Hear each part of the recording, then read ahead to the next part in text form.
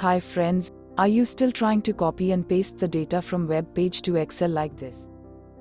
Here is the simplest way to get the web page data into Excel in a tabular form. First, copy the website link. Go to Data tab, then click on From Web.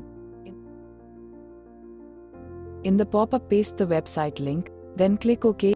If the Excel asks for access permission, click on Connect and wait till the Navigator window pop-up open.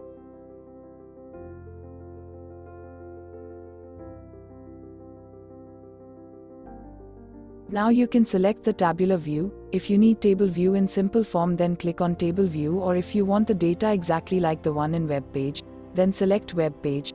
Then if you click Load, the table will be imported to Excel. If you want to import the data in different Excel workbook or sheet, click on Load To. If you need to edit the table form, then click on Transform Data. Here you can edit, remove any specific the column, row, split the data, etc. Once you are done with the editing, click on Close and Load, which is in the left side top corner of the page. Now the web page data will be imported into Excel. Thank you for watching the video. Kindly like, share, comment and subscribe for more Excel videos. Don't hesitate to ask any questions, we are happy to help you out.